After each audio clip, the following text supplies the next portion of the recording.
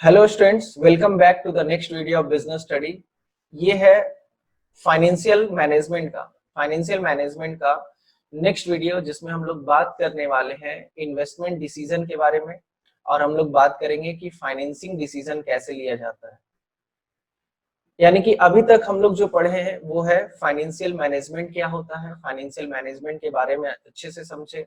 और हम लोग ये जाने कि फाइनेंशियल मैनेजमेंट में बेसिकली 3 डिसीजन लिया जाता है।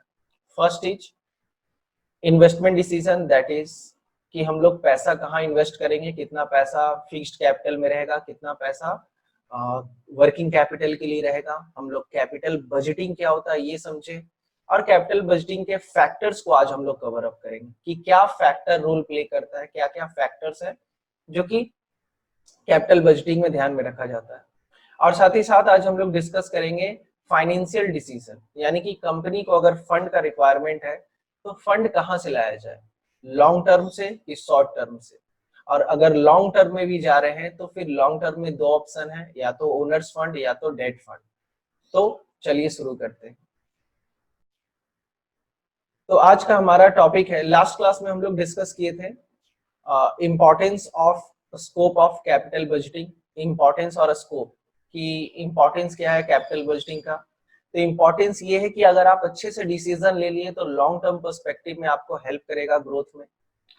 लार्ज अमाउंट ऑफ फंड चूंकि इन्वॉल्व होता है तो इस वजह से आपको बहुत केयरफुली डिसीजन लेना चाहिए। आप अगर एक गलत डिसीजन लिए आपको इसका इम्पैक्ट लंबे समय तक झेलना पड़ेगा। रिस्क इन्वॉल्व एसोसिएटेड होता है, क्योंकि कोई भी अगर प्रोजेक्ट आप लंबे समय के लिए कर रहे हैं तो वहां पर रिस्क एसोसिएटेड रहता है, जिसको हम लोग कहते हैं टाइम रिस्क। ठीक है। और लास्ट है क्या, इरिवर्सिबल डिसीजन।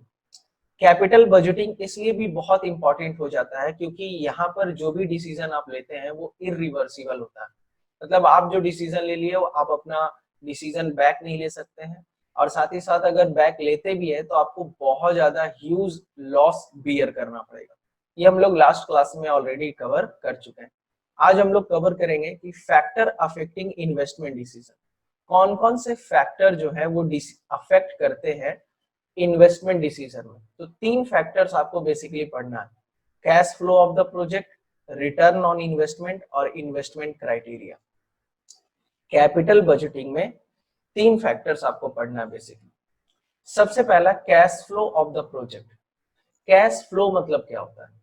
कैश फ्लो मतलब होता है, बिजनेस स्टडी में जो हम पढ़ रहे हैं यहाँ पर कैश फ्लो का मतलब होता है डे टू डे एक्सपेंसेस को मीट करने के लिए जो पैसे का रिक्वायरमेंट होता है ना, उसको हम लोग कहते हैं कैश फ्लो। अब जैसे आपको पता है कि एक ऑर्गेनाइजेशन में क्रेडिटर डेली बेसिस पे आज इसका ड्यू हो रहा है तो कल उसका ड्यू हो रहा है, कल परसों उसका ड्यू होगा। ठीक है। तो क्रेडिटर को टाइम पे पेमेंट करना है, यानी कि कमिटमेंट फुलफिल करना है टाइम पे, इंटरेस्ट का पेमेंट करना है, वर्कर को पेमेंट देना है, सैलरी देना है, फिर उसके बाद डेली का जो एक्सपेंसेस है उसको भी मीट करना है। तो ये सब खर्च जो डे टू डे बेसिस पे होता है, इसको मीट करने के लिए जो पैसे का रिक्वायरमेंट होता है उसको हम लोग बोलते हैं कैश फ्लो। ठीक है। उस पैसे के ट्रांजेक्शन्स को हम लोग बोलते हैं कैश फ्लो। तो देखिए क्या कह रहा है, whenever the company is investing huge amount of fund in an investment proposal, it expects some regular amount of cash flow to meet day to day requirement। तो कहीं ना कहीं चलिए आप लार्ज अमाउंट ऑफ इन्वेस्टमेंट कर दिए, आप factory setup कर लिए, मशीनरी सेटअप कर लिए, आप इंफ्रास्ट्रक्चर डेवलप कर लिए, सब कुछ ले आए, बहुत हैवी इन्वेस्टमेंट कर दिए। मगर उसको रन करने के लिए, रॉ मटेरियल डेली परचेस करने के लिए, है ना, रेगुलर सप्लाई रहे, कमिटमेंट फुलफिल करने के लिए, वर्कर को पैसा देने के लिए, डेली का एक्सपेंसेस मीट करने के लिए आपको कुछ पैसे का रिक्वायरमेंट होता है। तो आपको दोनों के बीच में बैलेंस बना के रखना है। ऐसा नहीं होना चाहिए कि पूरा पैसा फिक्स्ड एसेट्स में खर्च कर दिया और कैश फ्लो के लिए कुछ बचा ही नहीं। तो कैश फ्लो पोजीशन भी आप देखते हैं, the amount of cash flow and investment proposal in an investment proposal will be able to generate must be assessed properly before investing in the proposal। है ना, किसी भी प्रपोजल में इन्वेस्ट करने से पहले आपको ये भी देख लेना चाहिए, सिर्फ ये नहीं देखेंगे कि कितना पैसा का इन्वेस्टमेंट लगेगा, आपको ये भी देखना पड़ेगा कि वर्किंग कैपिटल का कितना रिक्वायरमेंट है और वो हम कैसे अवेलेबल रख पाएंगे, और कैश फ्लो पोजीशन हमारा क्या रहेगा, कि क्या क्रेडिट पॉलिसी रहेगा। ठीक है, तो क्योंकि अगर भाई आप इन्वेस्टमेंट कर दिए और डे टू डे एक्सपेंसेस आप मीट नहीं कर पा रहे हो, तो हो सकता है कि डेली आपको प्रॉब्लम फेस करना पड़े। क्रेडिटर टाइम पे आपको माल सप्लाई नहीं करेगा, वर्कर डेली बेसिस पे स्ट्राइक करेगा, अगर आप इलेक्ट्रिसिटी बिल का पेमेंट नहीं करेंगे तो आपका इलेक्ट्रिसिटी काट दिया जाएगा। तो ये जो रोज का झंझट है, मैनेजमेंट भी इन्वॉल्व हो जाएगा अननेसेसरी का, और साथ ही साथ आपको प्रॉब्लम डेली बेसिस पे फेस करना पड़ेगा। तो कैश फ्लो पोजीशन जो है ऑर्गेनाइजेशन का वो तगड़ा रहना चाहिए। ठीक है, नेक्स्ट, तो ये कैपिटल बजटिंग में सबसे पहला ध्यान क्या रखते हैं, cash flow of the project क्या रहेगा, है ना, डे टू डे रिक्वायरमेंट को फुलफिल करने के लिए कितना पैसा खर्च होगा। नेक्स्ट है आपका रिटर्न ऑन इन्वेस्टमेंट। हम किसी भी प्रोजेक्ट को सेलेक्ट करने के लिए कैपिटल बजटिंग में क्या करते हैं, हम लोग डिसीजन लेते हैं कि कौन से प्रोजेक्ट में इन्वेस्ट करें, है ना, कितना पैसा इन्वेस्ट करें। तो हम लोग ये भी देखेंगे, मान लीजिए मेरे पास 4 प्रोजेक्ट है, project A B C D. तो प्रोजेक्ट ए में मान लो 8% का रिटर्न है, प्रोजेक्ट बी में 10% का, प्रोजेक्ट सी में 12 और प्रोजेक्ट डी में 15% का रिटर्न है। तो जहां पर ज्यादा बेनिफिट है ऑब्वियस सी बात है उसको सेलेक्ट करेंगे, ये तो कॉमन सेंस है ना। तो रिटर्न ऑन इन्वेस्टमेंट कहने का मतलब होता है कि आप जहां पे पैसा लगाओगे वहां से रिटर्न कितना आएगा। ठीक है, आप जहां पे पैसा लगाओगे वहां से रिटर्न कितना परसेंट का आएगा, और जहां पर सबसे ज्यादा इनकम होगा, जहां पर सबसे ज्यादा रिटर्न आएगा, आप उसी प्रोजेक्ट को सेलेक्ट करोगे, है ना। ये तो भाई अपना लॉजिक है, सिंपल सा लॉजिक है, इसमें कोई बड़ा तीर नहीं मारा जा रहा। तो the most important criteria to decide the investment proposal is return, rate of return. It will be able to bring back the company in the form of income, और जिसको हम लोग क्या बोलते हैं, इनकम भी बोलते हैं। For example, if project A brings 10% and project B brings 15%, we should prefer project B। तो भाई ये बताने वाला क्या चीज है भाई, ये तो बच्चे लॉजिकली खुद समझ सकते हैं, है ना। चलिए, तो सेकंड फैक्टर है आपका rate, return on investment. And third है इन्वेस्टमेंट क्राइटेरिया।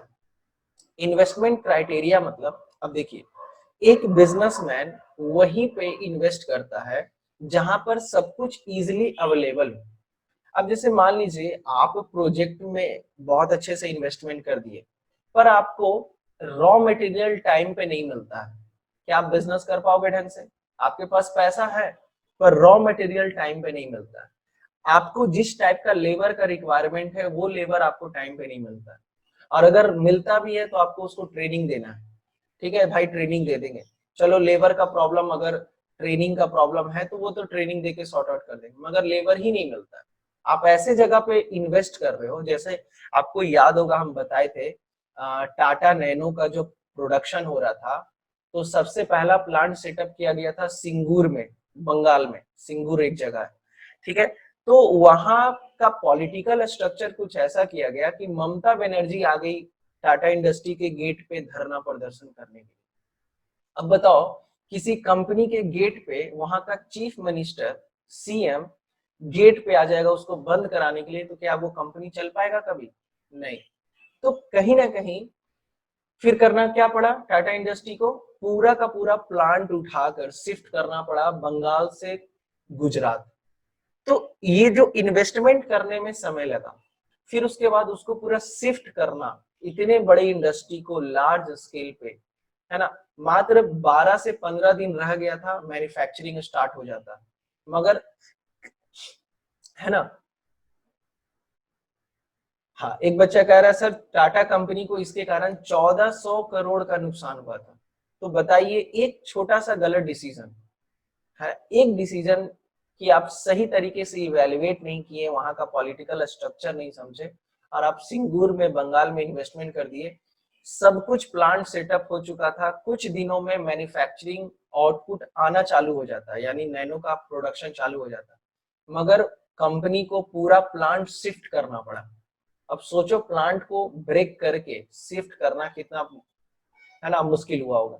तो कहीं ना कहीं इस तरीके के प्रपोजल में प्रॉब्लम हो सकता है। ठीक है, तो कंपनी को ये डिसीजन सिर्फ प्लांट सेटअप कर देने से नहीं होता, बहुत सारे अदर फैक्टर भी है जिसको ध्यान में रखना पड़ता है। जैसे वहां का पॉलिटिकल स्ट्रक्चर क्या रहेगा, वहां का लेबर का अवेलेबिलिटी कैसा रहेगा, टेक्नोलॉजी कैसा रहेगा, क्या उस एरिया में हमको रॉ मटेरियल इजिली अवेलेबल होगा। देखो कोई भी कंपनी बिहार में इंडस्ट्री क्यों नहीं सेटअप होता है, दो तीन रीजन है। पहला तो इंफ्रास्ट्रक्चर नहीं है, हमारा रोड का कनेक्टिविटी सही नहीं है, गांव गांव में जाइए तो रोड का कनेक्टिविटी उतना अच्छा नहीं है। दूसरा इलेक्ट्रिसिटी का सप्लाई नहीं है। तीसरा वाटर सप्लाई नहीं है। ठीक है, फिर उसके बाद लेबर, लेबर तो अवेलेबल है मगर हमको पॉलिटिकल सपोर्ट नहीं है। सिक्योरिटी का बात अगर बात करें तो सिक्योरिटी ना मात्र के बराबर है। मतलब अगर पता चल गया कि कंपनी बहुत कमा रहा है तो पता चला जो मैनेजर है या फिर जो डायरेक्टर है उसको एकदम उसके कार के सहित उसको किडनैप कर लिया, है ना। तो कहीं ना कहीं ये सब बहुत सारे फैक्टर्स हैं जिसको ध्यान में रखना पड़ता है। तो इन्वेस्टमेंट क्राइटेरिया में बहुत सारे फैक्टर्स हैं जो आपको देखना पड़ता है। ठीक है, जैसे लेबर, जैसे टेक्नोलॉजी, जैसे रॉ मटेरियल, पॉलिटिकल स्ट्रक्चर, फिर उसके बाद आपका कैश फ्लो पोजीशन क्या होने वाला है, रिटर्न क्या रहेगा, हम जहां से पैसा लाए हैं उसका इंटरेस्ट रेट क्या है। बहुत सारे फैक्टर्स हैं जिनको ध्यान में रखना पड़ता है। तो देखिए क्या कह रहा है, अलोंग विथ द रिस्क या फिर रिटर्न या फिर cash flow there are various criteria which help in selecting investment proposal such as availability of labor, technology, input मतलब raw material और machinery. The decision to invest in a particular project involve number of calculation. बहुत सारा calculation करना पड़ता है। क्या calculation, कि sir हम जहां इन्वेस्ट करेंगे वहां पे रिटर्न कितना आएगा, हम जो पैसा लाए हैं इन्वेस्ट करने के लिए उसमें मेरा कॉस्ट कितना है, मतलब हमको इंटरेस्ट कितना देना पड़ रहा है, कैश फ्लो पोजीशन क्या होगा, वर्किंग कैपिटल का रिक्वायरमेंट कितना होगा, है ना, क्रेडिट पॉलिसी क्या रखेंगे, ये सब कुछ कैलकुलेट करना। Regarding the amount of interest rate, cash flow, rate of return, there are different technique to evaluate investment proposal, बहुत है ना, which are known as capital budgeting technique. These technique are applied to each proposal before selecting any proposal. किसी भी proposal को select करने के लिए company, proposal क्या होता है, प्रपोजल मतलब कि कंपनी कहाँ पैसा इन्वेस्ट करेगी। अब कंपनी के पास 500 करोड़ है तो बहुत सारा ऑप्शन है सेलेक्ट करने के लिए, इन्वेस्ट करने के लिए, मगर हर प्रपोजल को आप इवेल्युएट करेंगे टेक्निकली, है ना, और उसके बाद आप किसी भी प्रपोजल को सेलेक्ट करेंगे।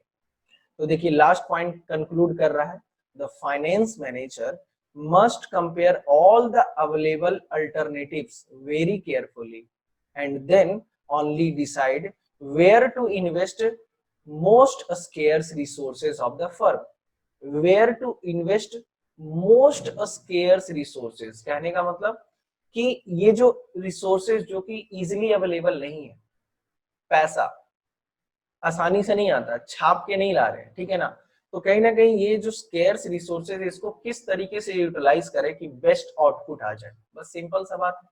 ठीक है, आई होप कि आपको क्लियर होगा।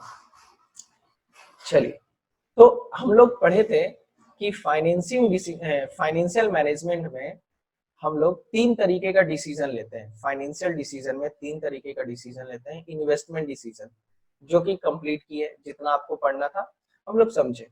अब हम लोग स्टार्ट करेंगे फाइनेंशियल डिसीजन एंड फिर फाइनेंसिंग डिसीजन, फिर हम लोग कवर करेंगे डिविडेंड डिसीजन।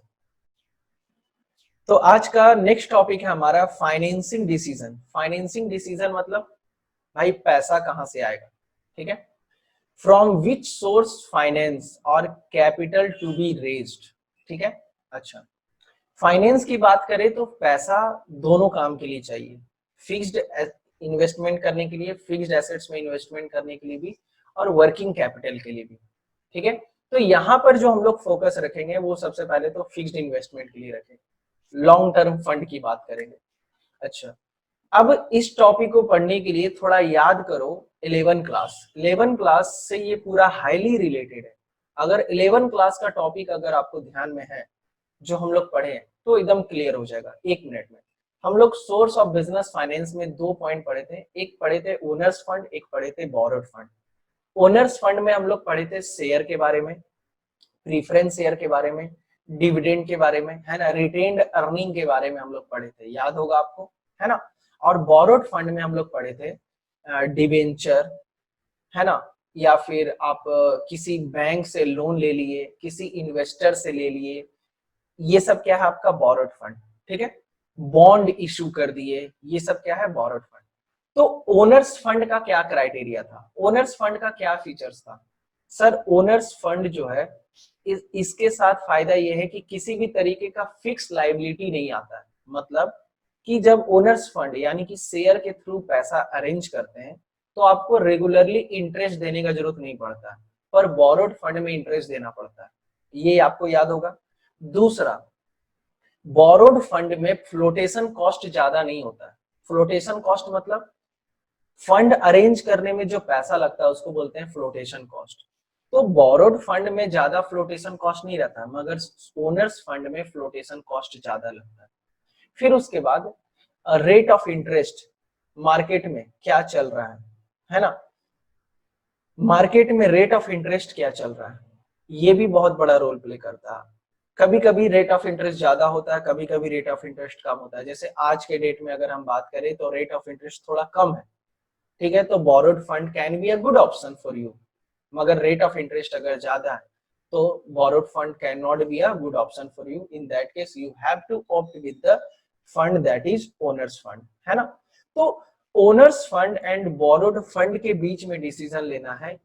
फाइनेंसिंग डिसीजन में हम लोग क्या लेते हैं डिसीजन, कि भाई पैसा जो आएगा वो पैसा कहां से आएगा, ओनर्स फंड की तरफ से आएगा कि बोरोड फंड की तरफ से आएगा, कि दोनों को मिक्स करके आएगा, यानी कि कुछ पैसा ओनर्स फंड, कुछ पैसा बोरोड फंड।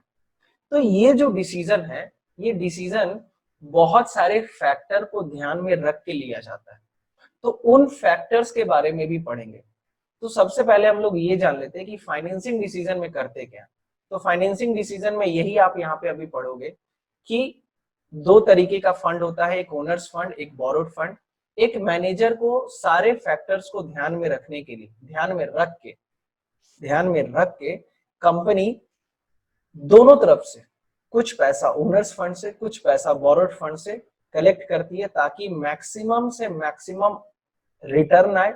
और मेरा कॉस्ट ऑफ इन्वेस्टमेंट जो है, कॉस्ट ऑफ इन्वेस्टमेंट मतलब क्या, आप जो फंड अरेंज किए उसका लागत, तो कॉस्ट ऑफ इन्वेस्टमेंट मेरा कम से कम हो, ठीक है। तो चलिए देखिए क्या कह रहा है। The second important decision which finance manager had to take, deciding source of finance. The company can raise finance from various sources such as issue of share debenture and taking loan and advances. Deciding how much to raise from which source is concerned in financing decision. तो हम लोग ये financing decision में क्या लेते हैं decision, कि कितना पैसा कहां से लाना है, यानी कि बोरोड फंड से कितना लाना है एंड ओनर्स फंड से कितना लाना है। अब चलो थोड़ा इसके बारे में भी बता रहा है, हालांकि ये सब आप जानते हो मगर फिर भी हम आपको बता दे रहे। Share capital and retained earning continues constitutes owners fund and debenture loan and bond etcetera constitute borrowed fund, है ना। The main concern of finance manager, सबसे चिंता वाला फाइनेंस मैनेजर के लिए बात क्या होता है, to decide how much to raise from owners fund and how much to raise from borrowed fund. While taking decision, the finance manager compare the advantage and disadvantage of different source of finance. आप advantage और disadvantage जानते हो owner's fund का, borrowed fund का। तो as a manager आप दोनों को कंपेयर करेंगे। करेंट सिचुएशन से the borrowed fund have to be paid back and involve some degree of risk. आपको पता है कि बोरोड फंड में आपको पे बैक करना पड़ता है विद इन प्रिस्क्राइब्ड पीरियड, और साथ ही साथ कुछ रिस्क भी एसोसिएटेड रहता है। Whereas owners fund there is no fix commitment of repayment and there is no risk involve, but the finance manager तो इस हिसाब से देखें तो अब तो ओनर्स फंड ज्यादा बेटर है, क्योंकि हमको ना पे बैक करने का कोई कमिटमेंट है और ना कुछ रिटर्न देने का कमिटमेंट है। मगर एक फाइनेंस मैनेजर प्रेफर करता है मिक्स बोथ टाइप, दोनों तरफ से पैसा अरेंज करे। Under financing decision finance manager fixes a ratio of owners fund and borrowed fund.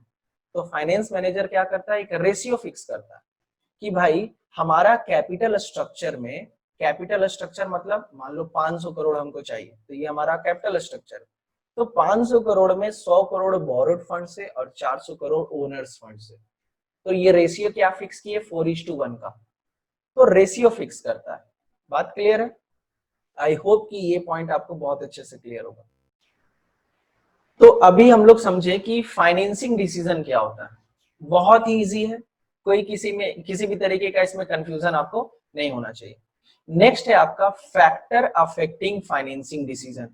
मतलब जब कल को आप एक फाइनेंस मैनेजर बन जाओगे, तो जब आप financing decision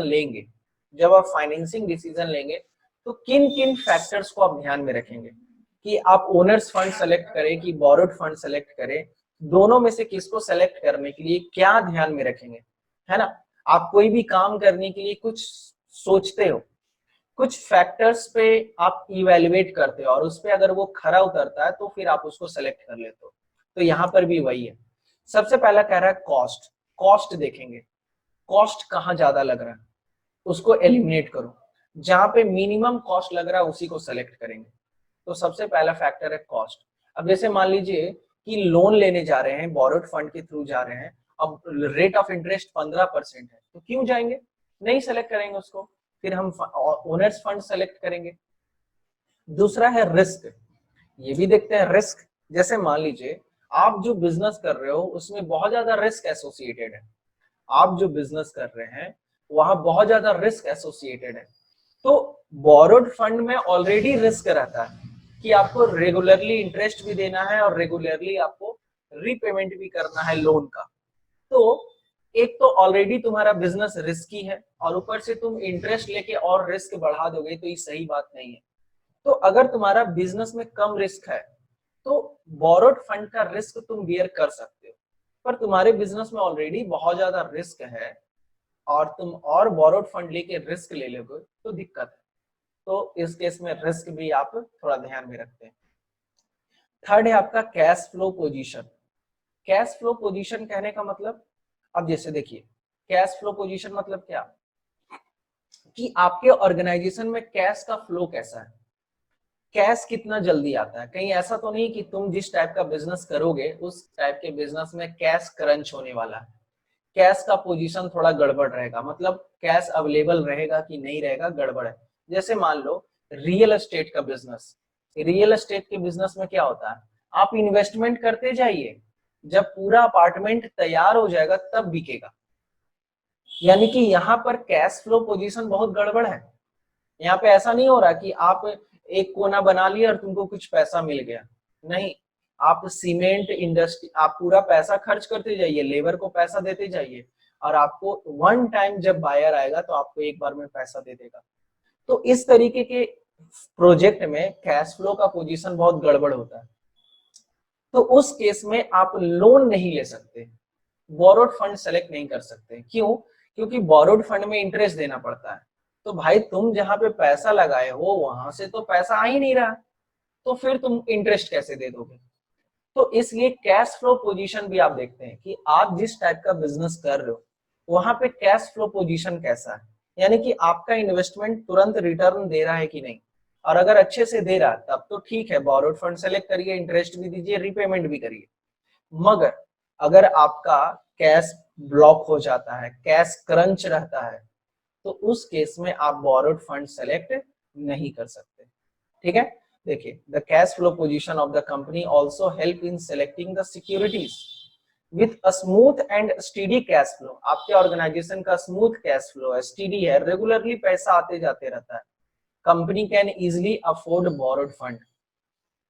but when the company have shortage of cash flow then they must go for owners fund, है ना, फंड सिक्योरिटीज ओनली। बात समझ में आया? आई होप कि आपको क्लियर होगा। नेक्स्ट है आपका कंट्रोल कंसीडरेशन। अब देखिए कई बार ऐसा होता है कि जो एग्जिस्टिंग शेयर होल्डर हैं वो नहीं चाहते हैं कि कोई और नया शेयर होल्डर है। जैसे मान लीजिए मेरी कंपनी है और आप सभी कोई मेरे कंपनी के शेयर होल्डर है, तो हम आपसे पैसा लिए हुए हैं, तो मेरे कंपनी का जो कंट्रोल है कुछ हद तक आपके पास है। यानी कि कंपनी कोई भी डिसीजन लेती है, मान लीजिए हम बोर्ड ऑफ डायरेक्टर में हैं, तो हम कोई भी डिसीजन लेते हैं तो आपसे एक बार कंसेंट लेते हैं, शेयर होल्डर का एक बार वोटिंग हो जाता है। अब कुछ नए शेयर होल्डर हम सेलेक्ट कर लेंगे, नए शेयर होल्डर से पैसा ले लेंगे, तो प्रॉब्लम क्या होगा, आपके डिसीजन मेकिंग में कुछ और लोग आ जाएंगे। आप लोग 100 लोग थे और हम 50 लोग ऐड कर दिए, तो अब डिसीजन 150 लोग कर रहा है, वोटिंग 150 लोगों के बीच में होगा। तो कभी कभी क्या होता है कि शेयर होल्डर जो है अपना वोटिंग पावर को सेक्रीफाइस नहीं करना चाहता, मतलब वो नहीं चाहता कि हमारे साथ कोई नया शेयर होल्डर जुड़े। तो उस केस में कंपनी को क्या करना चाहिए, कंपनी को बोरोड फंड सेलेक्ट करना चाहिए। यानी कि कई बार ऐसा होता है कि शेयर होल्डर अपना कंट्रोल लूज नहीं करना चाहता, नहीं शेयर करना चाहता उन 50 शेयर होल्डर्स के साथ। तो कंट्रोल कंसीडरेशन, इसको क्या कहते हैं, कंट्रोल कंसीडरेशन। तो अगर आप अपने ऑर्गेनाइजेशन के कंट्रोल को लूज नहीं करना चाहते हैं तो बोरोड फंड सेलेक्ट करेंगे, और अगर आप अपने कंसीडरेशन को लूज कर सकते हैं तो फिर company share holders fund issue कर सकता है। If the existing shareholder want to retain the complete control of the business, then they prefer borrowed fund to raise the fund. On the other hand, if they do not mind to lose the control, then they may go for owners security, है ना। अगर owner's fund आप अगर share holder loose करना चाहता है तो कोई दिक्कत नहीं है, तब तो पंगा ही नहीं। नेक्स्ट है आपका फ्लोटेशन कॉस्ट। अब जब आप डिसीजन लेते हो फाइनेंसिंग का तो फ्लोटेशन कॉस्ट भी बहुत बड़ा रोल प्ले करता है। फ्लोटेशन कॉस्ट मतलब फंड को अरेंज करने में जो पैसा खर्च हो रहा है उसको बोलते हैं फ्लोटेशन कॉस्ट। अब ऐसा सिचुएशन है, ऐसा मार्केट का कंडीशन है जहां पर अगर आप शेयर इशू करना चाहते हैं तो बहुत ज्यादा लीगल प्रोसीजर, बहुत ज्यादा डॉक्यूमेंटेशन, बहुत ज्यादा एडवर्टीजमेंट, ब्रोकर को पैसा देना पड़ेगा, अंडरराइटर को पैसा देना पड़ेगा, तो कहीं ना कहीं कॉस्ट बहुत ज्यादा बढ़ गया। तो अगर शेयर इशू करने में बहुत ज्यादा खर्च हो रहा है, यानी कि फ्लोटेशन कॉस्ट ज्यादा है, तो फिर शेयर इशू नहीं करेंगे। हम क्या किसकी तरफ से फंड अरेंज करेंगे, बोरोड फंड के थ्रू अरेंज करेंगे। क्योंकि बोरोड फंड में क्या होता है, आप बैंक को अप्रोच किए और बैंक को थोड़ा सा प्रोजेक्ट रिपोर्ट दिखलाएं, अगर उसको अच्छा लगा तो आपको लोन सैंक्शन कर देगा, तो वहां पे फ्लोटेशन कॉस्ट नहीं होता।